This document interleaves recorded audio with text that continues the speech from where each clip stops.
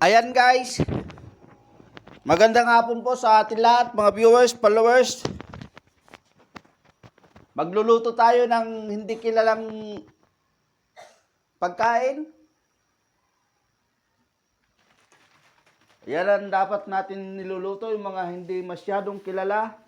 Pasok sa panlasang Pinoy. Ayan, maglalagay tayo ng luya, sibuyas,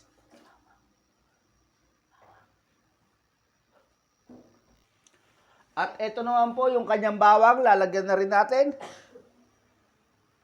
Medyo kahanga-hanga itong ating lulutuin. Pero sa aming mga Ilocano, talagang kinalakihan namin at pinamana sa amin itong ganitong luto. At ito naman po, maglalagay na tayo ng konting-konting bagoong. Bagoong po ang ating gagamitin. Napakaganda to sa mga may diabetes. Itong ulam na to.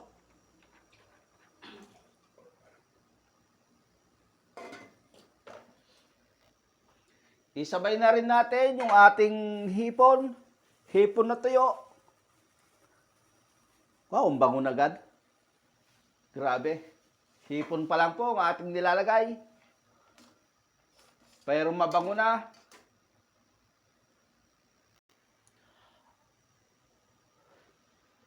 Isunod na rin po natin yung ating pungapong. Ayan, gayat-gayat na. Ayan po ang nakukuha natin sa biyaya ng kalikasan, kaya wag natin po sirain. Alagaan po natin ang kalikasan dahil maraming naibibigay niyan. Ayan, tatakpan muna natin at babalik tayo mamaya. Eto na po. Pagkatapos ng 5 minuto, ayan, makagawa na tayo ng masarap na ulam. Ilalagay na ho natin yung ating dahon ng unti. Unti na nasibol lang sa tabi-tabi. Dito sa Katagalugan, hindi alam na kinakain. Nilalampas-lampasan lang.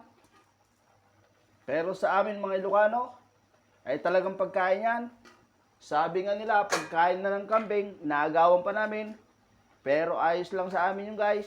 Dahil nasanay po kami na kumakain po ng ganito. Ayan, lalantayin lang muna natin.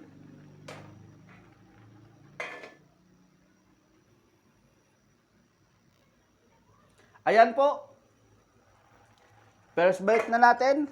Pero bago natin first bite, maglalagay ho tayo ng MSG.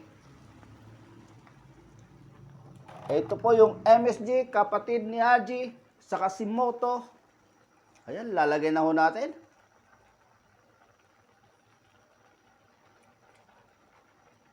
Dahil wala namang po magic yan,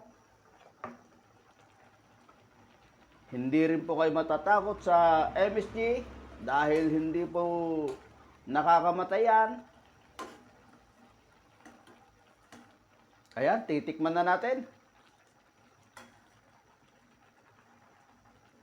Ayan guys, tikiman na. Ay, Diyos ko po, ang sarap. Ayun, hihigop na naman tayo ng sabaw. Kaldo kung tawagin. Napakasarap ang luto na to. Ayos guys. Grabe. Ayan, nakatapos na naman tayo ng isang recipe.